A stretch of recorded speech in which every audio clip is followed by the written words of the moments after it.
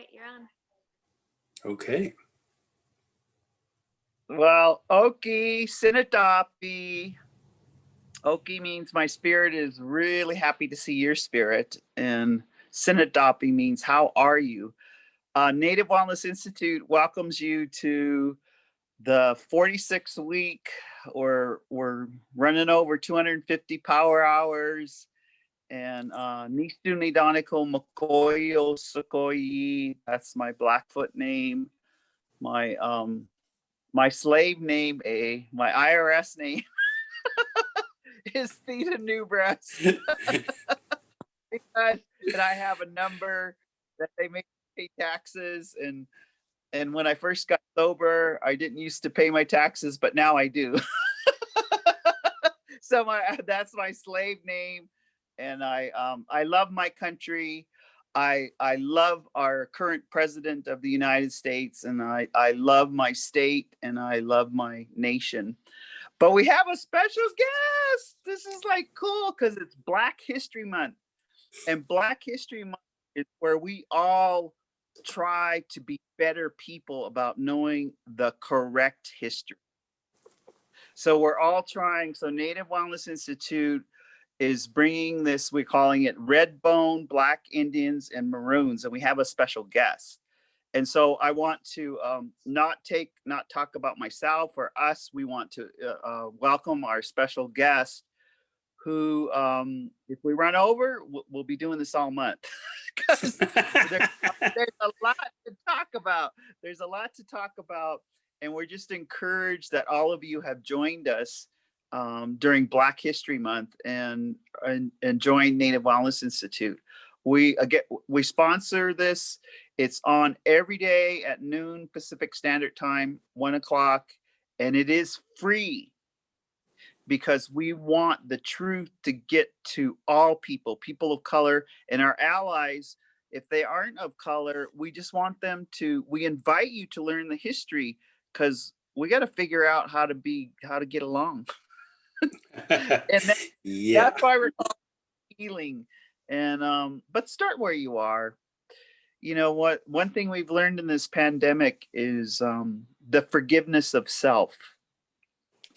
And so really allow your a forgiveness of yourself.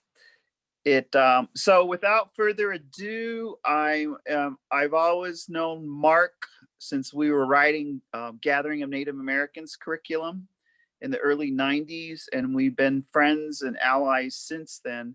So Mark, tell us who you are, or tell us what you'd like to speak about and start the dialogue in this next hour. Mark. All right. Halito, which my bloodlines, because when I ask people their ethnic identity, I want them to think along not the federal 5 racial colonized characteristics, but their bloodline. So my bloodlines are Yoruba, Choctaw, and I think the last white person was the slave owner like 4 generations ago. But I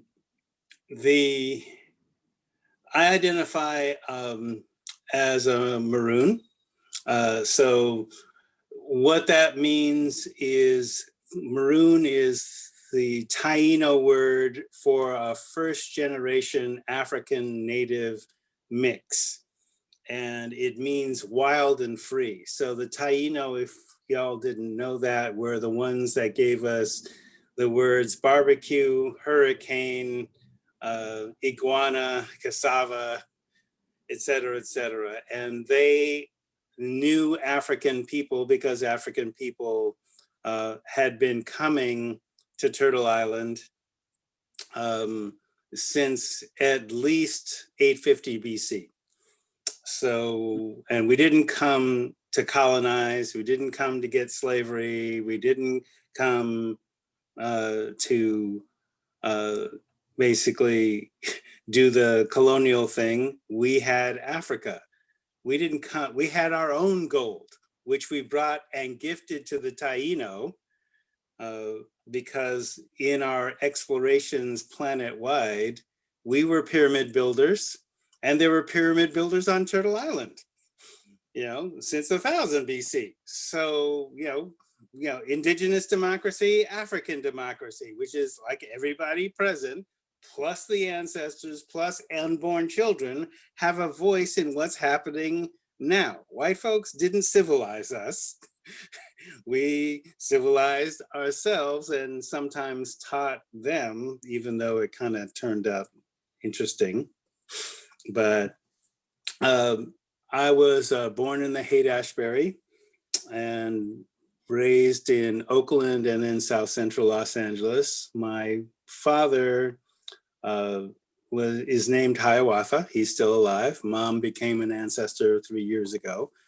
And I was present for her death to assist in that crossing. And it was a great crossing, conscious, without fear, intentional, like old school ancestors who did that. And, had visitation with her, like in dream space and other things like that. But as Theda talked about, we had been kind of working together on substance abuse prevention, which doesn't mean just addiction, it also means history. And so part of that Maroon identification is you're freeing people from slavery. So for example, the Maroons of Jamaica basically are kind of like the heart of what you see as reggae culture. And the Maroons of Jamaica basically were not simply escaped slaves, because if the slave only knows masses culture, then they don't know how to live free, because it's also an attitude where as a Maroon, you have your mountain cities and you travel to free your family members on the plantations. And you do that in force.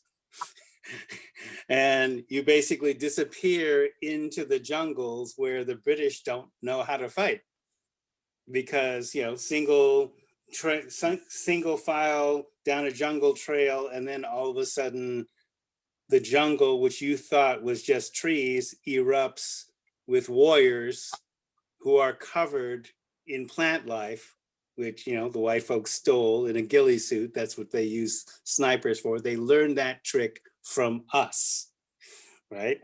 Africans, so Nanny of the Maroons on the Jamaican $500 bill basically taught African stories, African culture, battle tactics, combined with an alliance with the native people of Jamaica, because Jamaica is an Arawak word, which means land of the springs. So the Taino people basically gave Columbus 2 gold spear points, which they called guanine. And they said, yeah, and Columbus goes, where'd you get this? And he goes, and they go, from these black guys who came from south across the water. So that's in Columbus's second voyage logbook. And he takes it to the King of Portugal, and the King of Portugal says, oh yeah, that's guanine. He said, whoa, that's what those Indians said. Yeah, it came from Ghana. That's what the King of Portugal told Columbus, right? So Africans were having a presence here on Turtle Island before white folks got here, right? Because pyramid builders know other pyramid builders, and they kick it with other pyramid builders, right? So a Maroon identity is basically, when you think about Crispus Attucks, Frederick Douglass, Malcolm X, Jimi Hendrix, Tina Turner, James Earl Jones, Jesse Jackson. I mean, I could go on. Like 1/3 of Black America is at least a third Native. And some tribes, like you were talking about before we were some tribes, which the 5 civilized tribes like Seminole, Cree, Creek, Choctaw, et cetera, et cetera. I have a grandfather on the Freedmen Rolls, George Washington, and a great grandfather. He was a black sheriff in Argyle, which is an all black town, doesn't exist now anymore. But the narrative within the family was, we're the natives that were in the darky tent with the Dawes roll, right? Oh, so we could pass for black. And so we get on the freedman rolls, but we're not going with the red Choctaw, with the Trail of Tears. We're fading into all black towns because the choice is the Ku Klux Klan or the cavalry. We'll go with the Klan, right? And thence move to Los Angeles and Oakland. And so my grandfather's grandfather is on the freedman rolls, and my grandfather also taught me that Christianity is an African religion. Jesus was black. His name wasn't Jesus. That's the white people's name for him. And that I needed to find the word of Christianity in the original language. And when you do that, you find there's a liberative, meditative tradition that's about feminism, a relationship with nature, and social justice. So it's created directly in opposition to Roman oppression. And we already know what color the Romans are. Right? So there is that, right? So I guess you asked me to mention, I've been doing this for 40 some odd years, and basically doing not only substance abuse and mental health recovery, but also teaching an ethnic studies class, which is currently going on now, 15,000 BC to 1899, because you had to stop somewhere. And then 1900 to now. So in that whole time period, you have to basically say, look, our history here doesn't start in 1619. It starts in at least 850 BC with the Olmecs, who basically fashioned these giant stone heads in Mexico, which we feel is Memnon. And Memnon was at Troy. He was killed by Achilles, and he was the leader of the noble Ethiopians, which is what white folks knew we were, right? So ancient white folks basically believe there were two kinds of black people from Africa, Kush, and India, Indus Kush. And you could also extend that to Australia too, because those are black folks as well.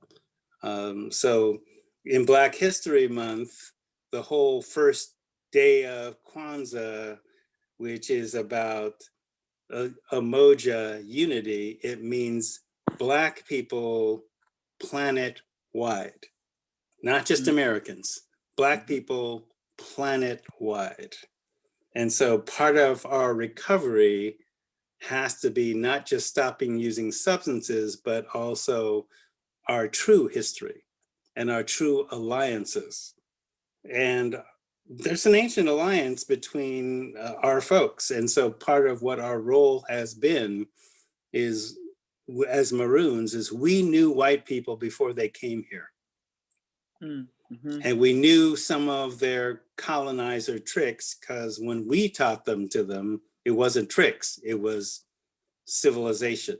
Like, the whole meme of blood quantum, like which they apply to all people of color, but they don't apply to themselves. So that's already a clue right there. It's a lie. It's a lie that certain populations have swallowed hook, line, and sinker. So among black folks, I may be called Redbone. And if I travel to Africa, they say, oh, we can see that you're mixed with Native American. Really? Was my Choctaw cheekbones or what?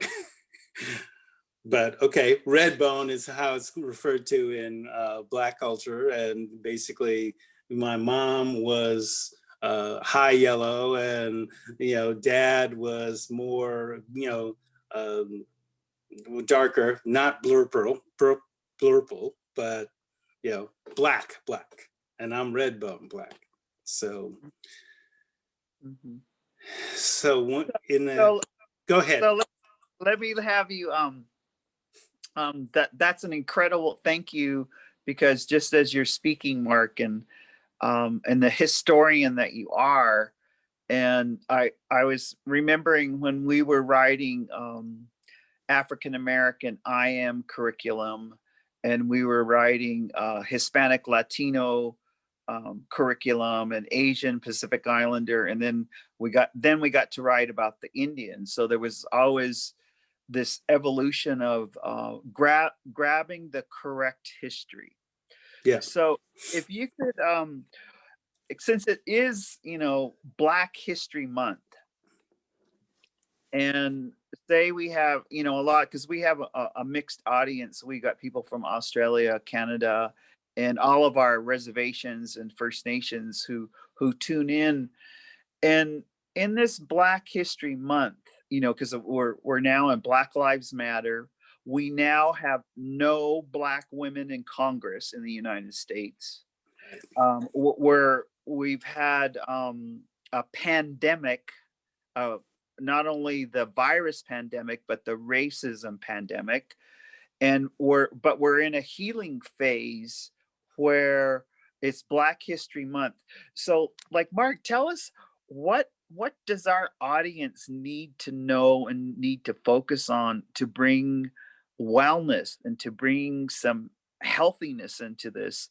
Or what do and I guess because you said a statement, as we were prepping for this, you said that addiction is slavery, Yes. and so can you comment on some of that? So that is a meme that in the Black community, I actually have a graphic where it's actually like a outdoor advertising poster from the early days of the IM, right? And so somebody with and before social media and all those other kinds of things, somebody made the connection that addiction is slavery. And so, for example, in Oakland, all right, this corner on MLK and a liquor store was a major crack 24/7 supermarket, outside. The police would raid it, et cetera, et cetera. And then, so nothing necessarily could be done. So this woman, artist, basically came in and did graffiti. She painted the wall white and then depicted a line of slaves with chains, with crack pipes in their mouths, and said, cocaine is 20th century slavery. Have you met your new master? Same game, new name, same color. Ooh. The dealers saw that and abandoned that spot. Interesting. For the rest of the time, right? For the rest of the time. Yeah. Yeah. And it's gone now. But, the point was made, addiction is slavery. So when I say that, I say you need to understand how slavery was made in place. Slavery was legal. Slavery was supported by the Constitution. Slavery basically had an entire infrastructure supporting it, and so does addiction. Mm-hmm. And basically, one of the main takeaways is an addicted population is a controlled population. Because if you got people wondering about where they're going to get their next dose, they're not going to liberate themselves. Yeah. And they will still be making money for whoever. I could say the man, but it's not just men. And it's not just families, it's now corporations and law enforcement and the government also. Yeah. So one of the things I say in my class is to point that out. How did slaves free themselves? Because I'm the fifth person in my genetic family to graduate high school since slavery. And we're not only the Black Indians who basically faded into all Black towns, we're the slaves that taught each other how to read when it was a death sentence to do that. So my father, Hiawatha, learned to read when he was 2 from a paraplegic who basically had him read and sound out the letters on the comic strips on the shotgun shack at 2. Right? And he taught me to read at 4. And my parents, I like to joke, say, you know, they practice a particular type of abuse where they use big words in front of me and then make me look them up in the dictionary. And then, because dad's a psychiatrist, therefore a doctor, he uses medical terms and makes me look that up in the medical dictionary, like gastrocolic reflex. What? Go look it up in Merck. Wait, you have to go to the bathroom because you just ate dinner? And he just grins like, why didn't you just, well, what? That's too much information. But okay, there wasn't that when I was 9. So why, he said, you know, how many, he said, why didn't you just say that when you're going to the bathroom? And he said, what would be the fun in that? I said, I'm 9. So he said, well, how many 9-year-olds do you know can read the medical dictionary? Oh, okay, fine. I'm being groomed for a medical career. So my rebellion, because, you know, I was radical, my parents are lefty. So is it becoming a young Black Republican in South Central Los Angeles in the late 60s with Black Panthers around the corner and my father being part of the US organization? Like, you think I'm going to be a young Black Republican then? No. And so there's that whole history of you free yourselves through literacy, not just print literacy, cultural literacy. Exactly. And scientific literacy. That's how you free yourself. So it's not just stopping using, it's understanding. A phrase that I use that Dad likes is, pills are not skills. Pills are not skills. Like that. But so you have to understand how the pill works if it's a psychoactive drug, and what is the indigenous skill set that the pill replaces. And basically do that skill building. So when we were talking about in Blackfoot, there's a higher Blackfoot which talks about awareness of the weather that there's no English words for. Well, obviously, that's a higher science that isn't necessarily revealed to people. So if I understand that it's not just the meth that I'm taking as a dose, I'm also taking into my spirit, from an African and indigenous point of view, everything that's been done on that drug. And meth was used as a weapon of war to instill battle frenzy in soldiers so that they could kill and rape and not feel anything about it at all. So even if you're not doing that, because, you know, I'm situated in Oregon, and they certainly correlated methamphetamine addiction with child abuse and rape. So understanding, okay, you've got to heal not only what you did, but part of the history of that substance that you're strung out on. And that's part of the healing process. You know, Mark, I was thinking just as you were talking, because Native Wellness Institute, we started going over to Australia for eight years, and then actually some Joe Day and some of his colleagues, they were looking for indigenous training, and so they were the first to come after the Healing the Spirit Worldwide conference in 2010. They came to our training because they needed indigenous healing training around addiction. And when we first went over, their biggest, they were at a different stage of methamphetamine addiction. It was taking out all of their men, disenfranchising their men, and their men were locked up. And then the mothers were raising children all by themselves, kind of really similar to our history. Right. And so I mentioned Australia, and then also New Zealand, the drug there, and then now throughout Canada, you know, they just had, they called it a mammoth bust just right up the road here. We call it the medicine line, the border. It was just humongous methamphetamine that they caught at the border 2 weeks ago. Yeah. And so I could hear you.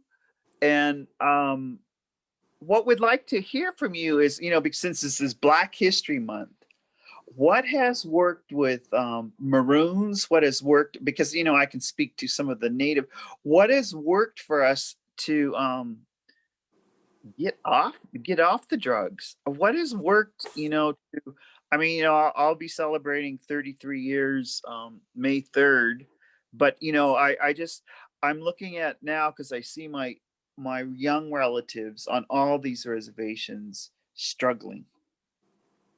And so we want to, you know, in our last half hour of this is to talk about some of the healing, and it's Black History Month, so we know that we need to know the history.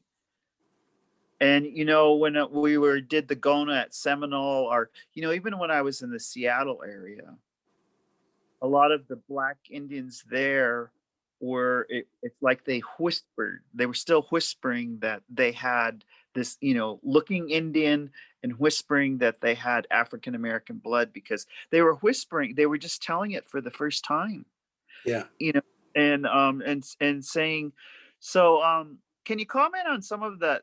I mean, no, that's I'm asking you a lot, but how do we begin to heal? I mean, you know, like where we got this, how do we begin to heal with some of these disparities we're facing?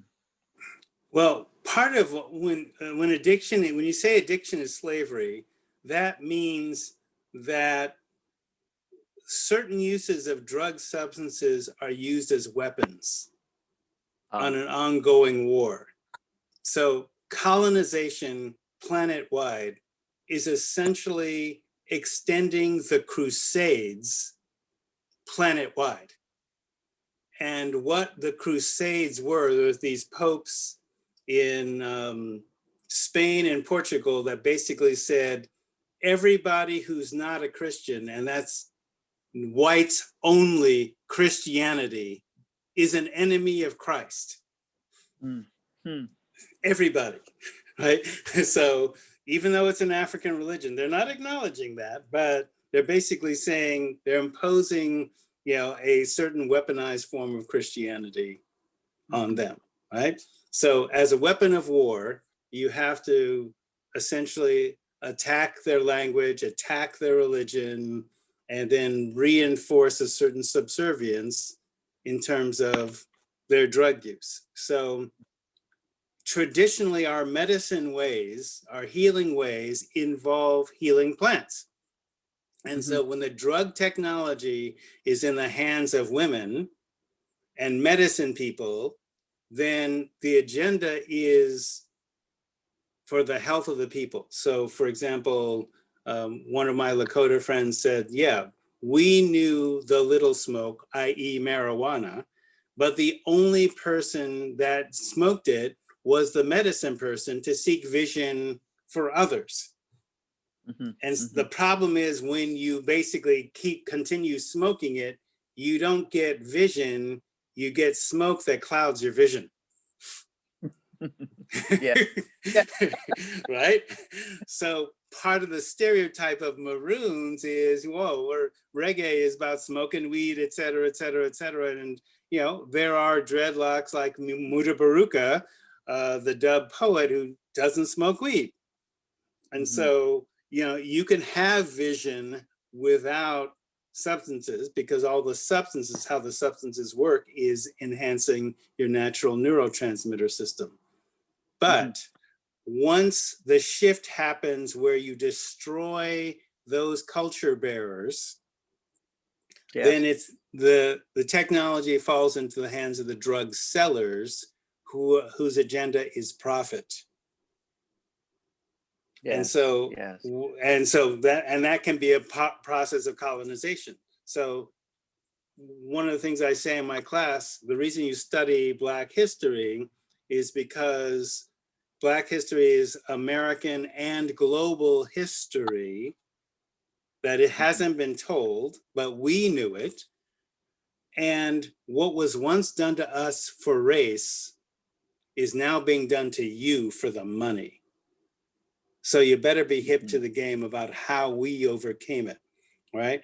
So when Purdue Pharmaceuticals floods Florida with a 6-month supply of oxy for every man, woman, and child, and isn't prosecuted for that, that's addiction and slavery at its best or worst, right? So they're allowed to do that, and law enforcement is stymied to stop that. So this isn't just about whether you voted for Trump or not. The West Virginia coal miners that are addicted to oxys are not getting treatment. Yeah. Right? So everybody has, you know, addiction and slavery affects everybody, not just us. So the way out, Yeshua said, and this is, you know, like Grandpa said, find the words of what the white people call Jesus in the name that his mama gave him, which is Yeshua or Yeshua. And one of the things that he said, because he was asked in the Gospel of Mary Magdalene, which didn't get into the Bible, the King James Version of the Bible, he said, he was asked, why are people suffering? And he said, you suffer because you love what deceives you. You suffer because you love what deceives you. And in true African tradition, you don't describe a problem without having a prescription to get out of it. And so what he said was, as the prescription, acquire my peace within you. The child of true humanity lives within you. So that's the actual Trinity, Mother, Father, and the child of true humanity. Right hemisphere, left hemisphere, third eye point is the child. Tuning into your breath, breathing deeper, expanding your spirit, filling yourself up with Holy Spirit, which in his language, ruach, is breath and living water and the wind. So you baptize yourself by taking a bath in flowing water and then coming out. And then the next day you do it again. So that's what John the Baptist was doing. It's not a one-time event, it's every day. So there's a relationship with nature, a relationship with the sacred feminine. So Yeshua didn't kill anybody, didn't lead an army. So you should beware of anybody that comes at you with Christian soldiers and white Jesus, because yeah. So part of that healing is understanding that your meditative skill can replace the drugs, but you have to start from a place of going through the detox process, understanding what the drugs did to you, and beginning that healing process. So with meth, it's not just simple abstinence. It's like the meth has done the damage to you, so that you need at least 3 years continuous to recover to the new normal. You know, I had, and this is intriguing, you know, but I was remembering one of my adopted daughters who, when she went to college, instantly got addicted to methamphetamine. Yeah. And one of the spiritual people that helped her, she was clean for 4 years, but the spiritual person said, take pastascon, which is tobacco, and you know the Chippewas call it asema, and it's they say it's the highest offering to Ushtabatapiyo, the creator.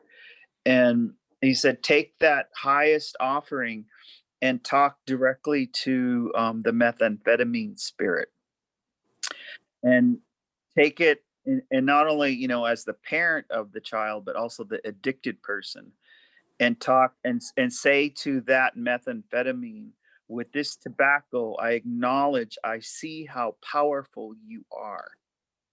I've witnessed your power, you know, and with this tobacco, when I lay it down, I'm just telling you, methamphetamine, that you're not welcome here anymore.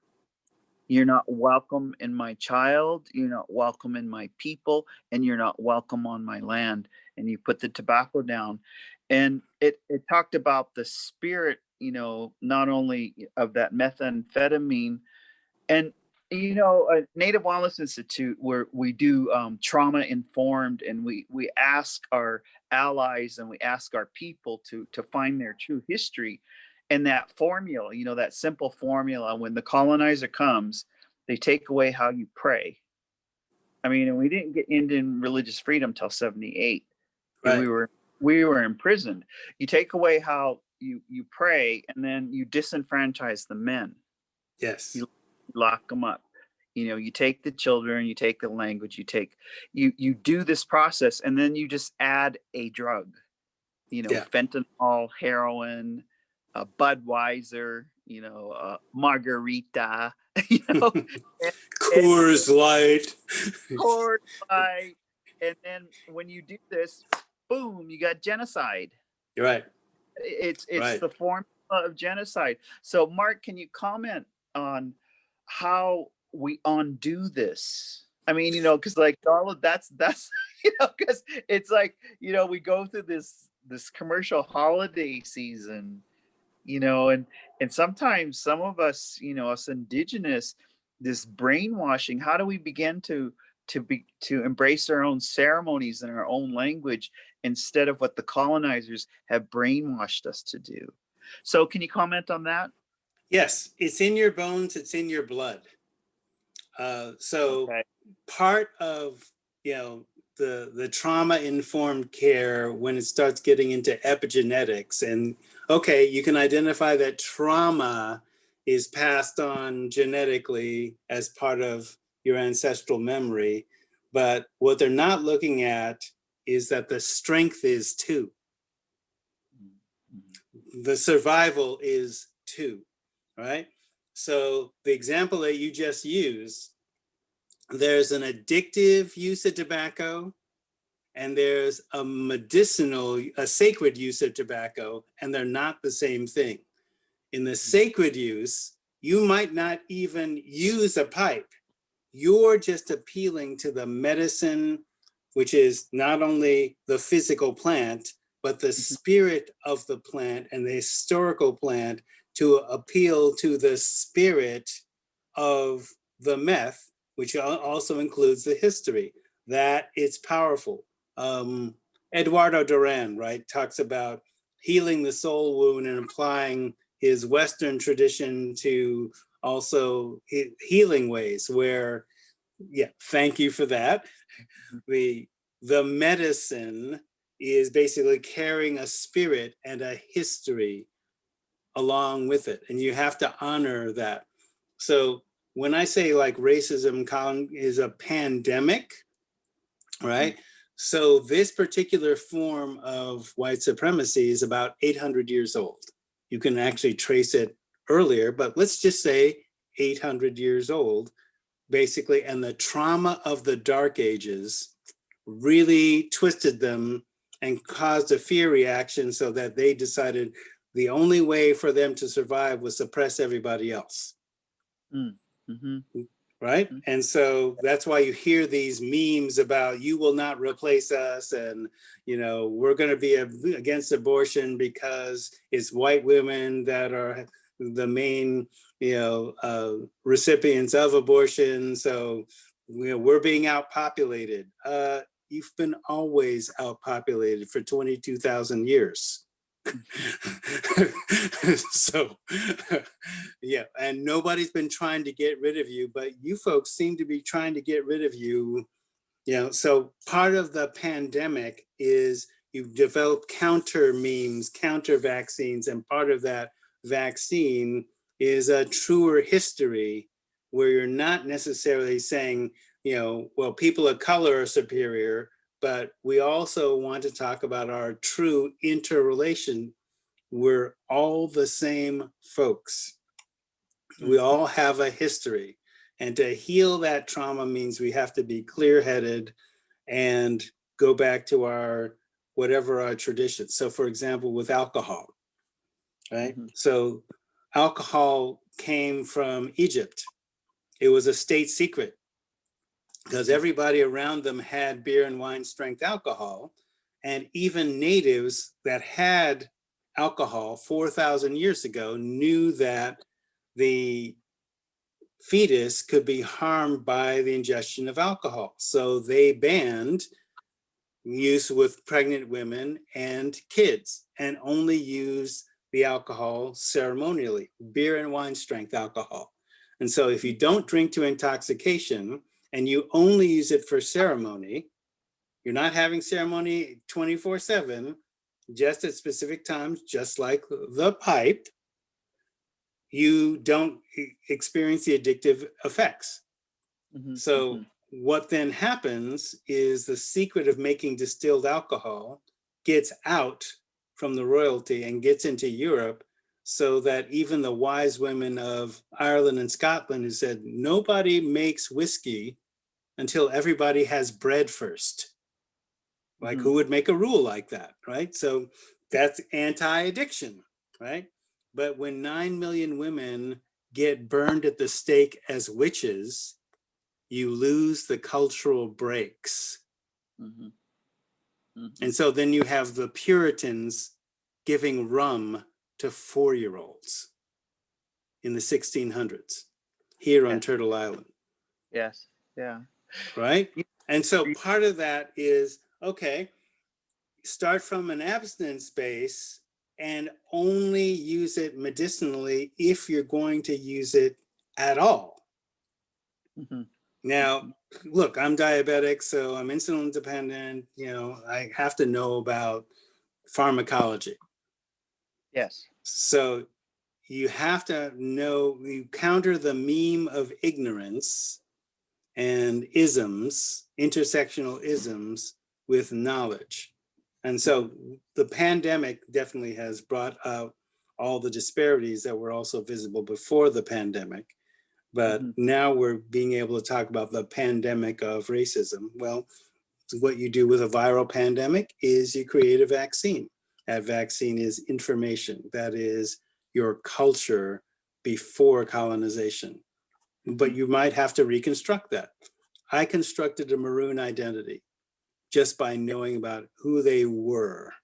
So in one sense, it's artificial, but then I got validation with, oh, this isn't crazy, or the people that think it's crazy are colonizers. Like we were talking about the Gona, the stuff that I wrote for the Gona, the Black Indian stuff, the white folks didn't like, so they basically took it out of the curriculum.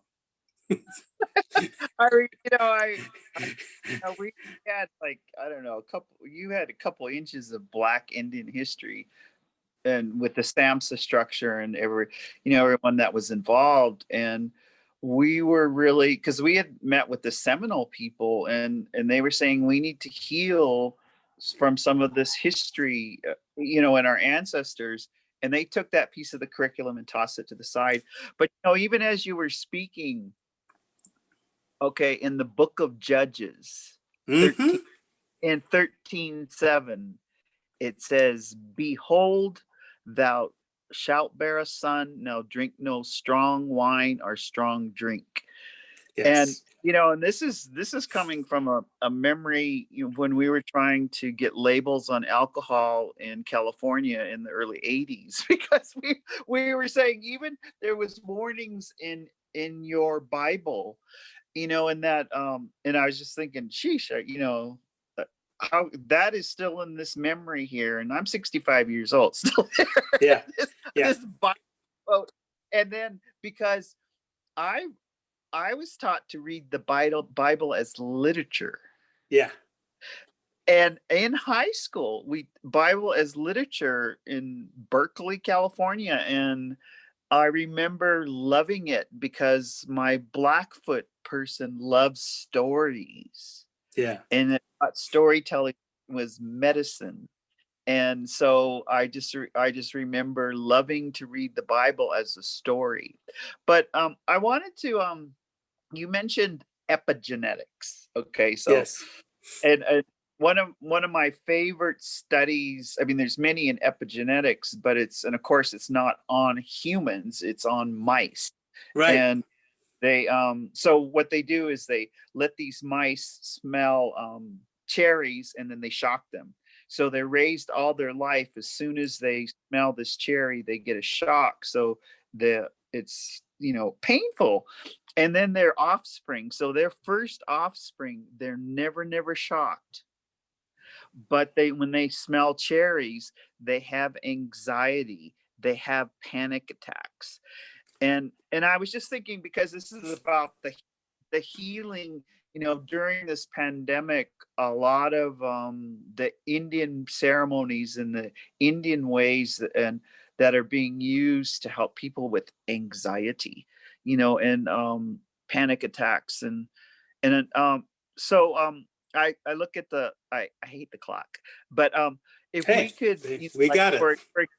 for example, like this bear root, I always just like to smell it. And I did, my grandma was a midwife, and so we all know medicines. But even I was noticing, I carry pieces of this and burn it if I'm around a lot of anxiety. So even my self regulation, where I'm calm, I can sense when people are just like panicking.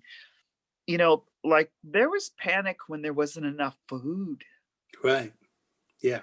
There was panic when, and it makes me get tearful. There's panic when our kids can't go to school, and the parents can't do the technology, and they want real students. They don't want to just be on Google. you know Right. there's Right. panic with parents.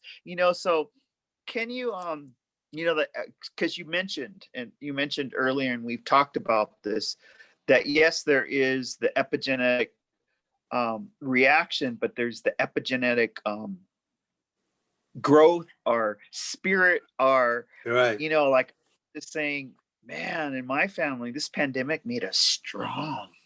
Yes. we, It can. It's we an just it's got an stronger. opportunity for that. It's an Yeah, so opportunity to do that. So yeah, just like, yeah, I heard the rat or mice story with peppermint rather than cherries, but the principle is the same. So you yeah, burning sweetgrass is basically a counter meme to the stress, the anxiety. Because what anxiety is future focused fear. The danger isn't right present, but you can see it coming or you sense that it's coming. So what mhm, you do with the things that you fear, and first responders know this, you respond to it with skill, you train. And mhm, just like in a martial arts context, you train, you have a kata, or in capoeira, a joga, a fight and a dance. You practice and practice so that when the actual fearful thing comes, by reflex, you respond optimally. So that becomes yeah, part of your empowerment matrix of how to do that. And part of when school isn't happening, say, I was taught, and this is the slavery piece, we didn't depend on the school. We mhm, couldn't. It was a segregated school. We couldn't depend on medicine because it was segregated medicine. So we had to train ourselves to be doctors. We had to learn, I got taken out of my neighborhood school in South Central Los Angeles because the teacher told my mother to stop teaching me how to read because I was ahead of the class. Oh, good. Okay. And this is LA Unified. So I got taken out of Normandy Avenue School and bused to Bel Air, which, Wow. okay. So, and I wasn't ahead of the class there. I was like solidly in the middle, even down below, and I had to catch up quick by reading. So what I tell my kids and grandkids is you need to be at least 5 grade levels above where you are, at least, right? And so my 13-year-old granddaughter, because we have the same birthday, when she was 12, decided to make medical flashcards on her own. Okay.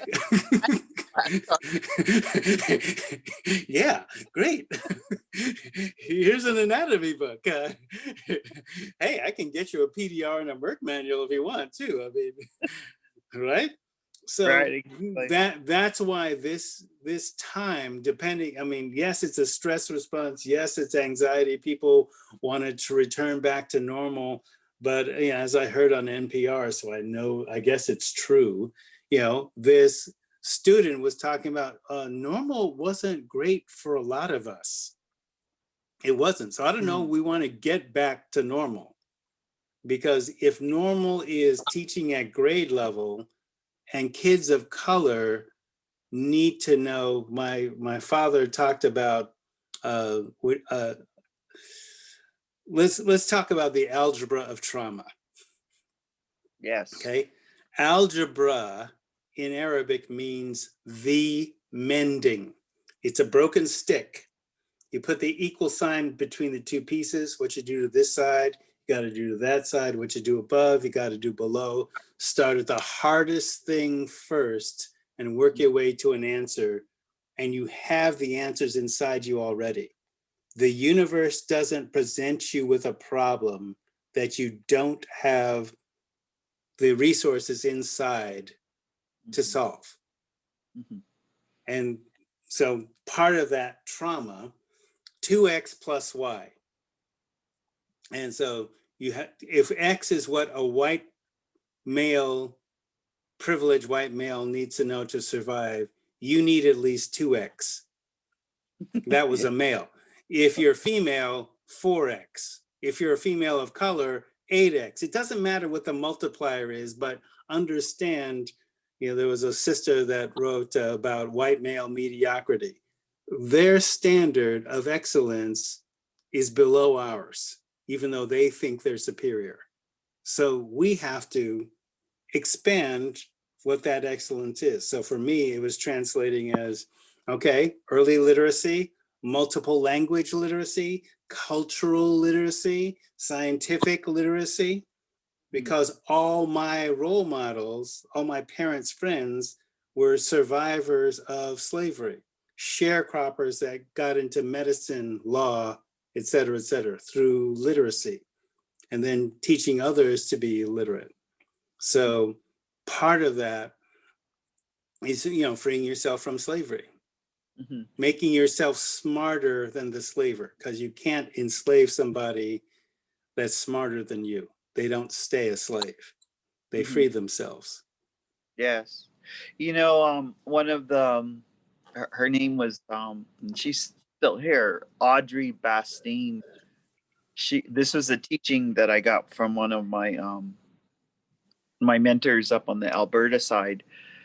I had to do the commencement speech at UC Berkeley in 2017 for all the Native students graduating from PhD down to their BAs.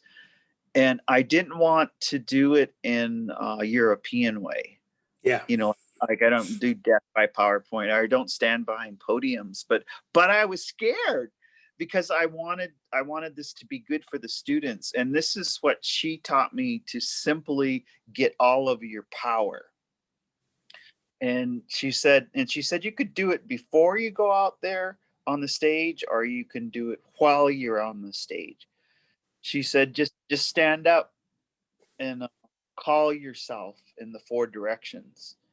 Buksaput makoyo sakoi. So call yourself in the four directions. And she said, all your ancestors will surround you. All your spirit helpers will come.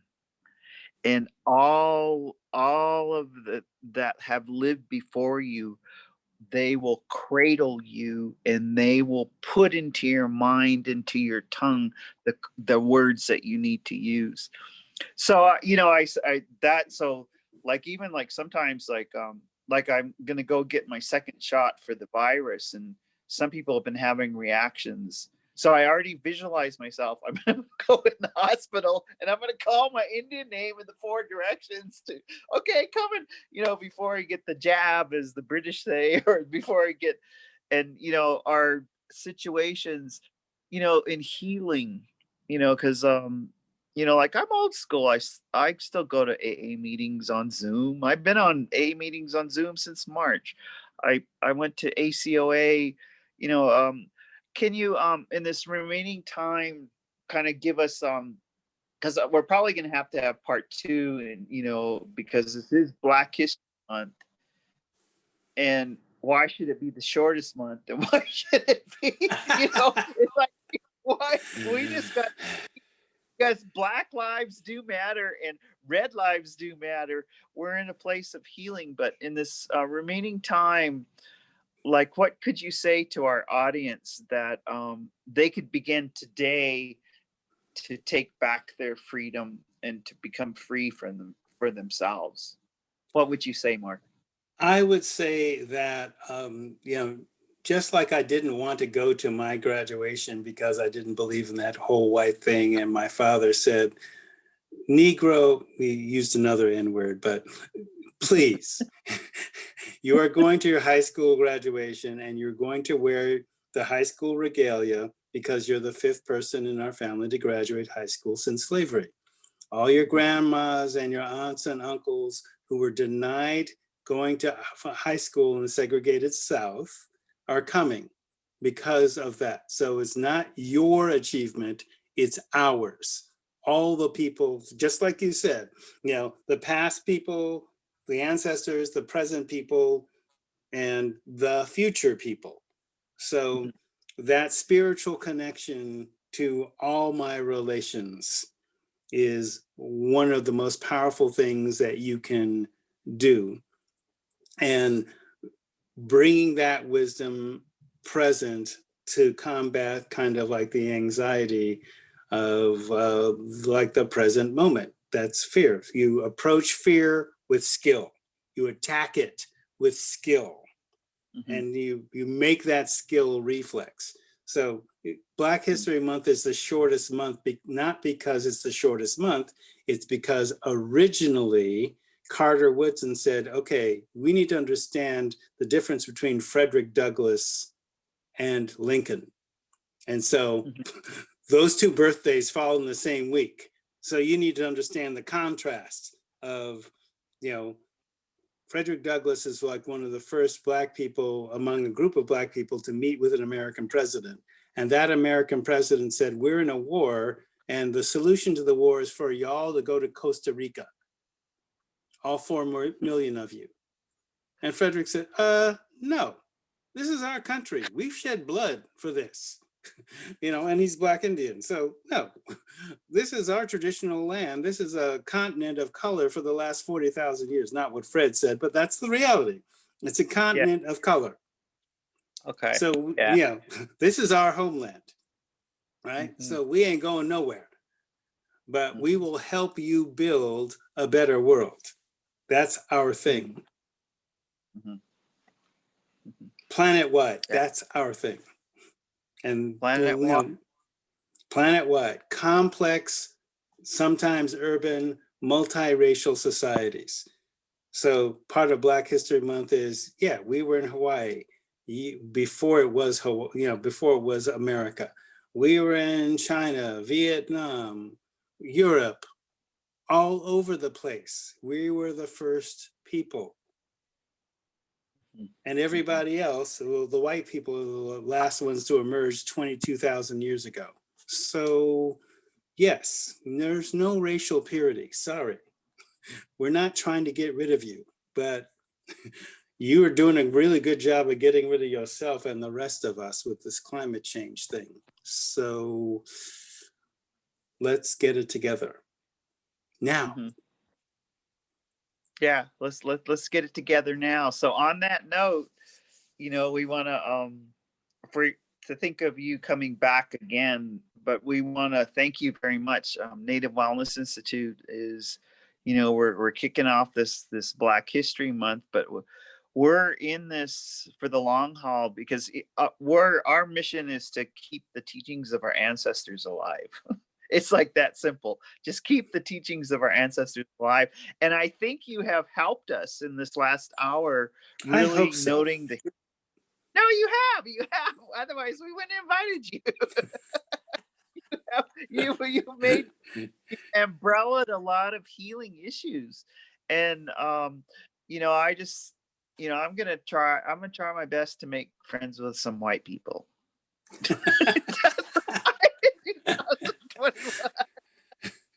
Like and really, like, our hand halfway across the table, because I was thinking anyway, and the words that you've said, Mark, has really helped us kind of frame some of the behavior and looking at we need to be clear-headed.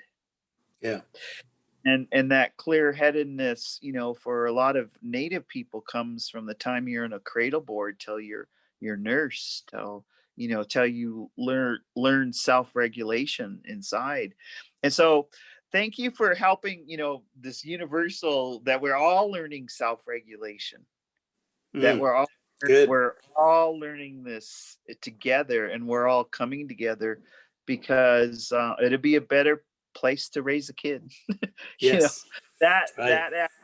that African saying of it takes, a village to raise a child is also the foundational piece of all tribes. It is Right. the collective agreement. So I just wanted to thank you. We're at our hour, and you can see this, share this, please. It'll be on the YouTube, Native Wellness Institute. It will be on, of course, Facebook Live, our Facebook page. It will also be on our website, and you can get hold of Mark. Send a message to us, and we're gonna bring him back in this month, because it's Black History Month, Indian History Month. We got to know the truth. We want some truth. And we don't want to, party like it's 1491. So with that, I just wanted to thank you, Mark. Thank you so much for coming. This has been beautiful. And thank you, Shailene, for helping us. And thank you for all of the audience. And with that, we'll say kita kito matsuno, and that just means see you later. We don't say goodbye. So Stayu, which means stay strong. I like that. Stay strong. So we'll see you later. Take care.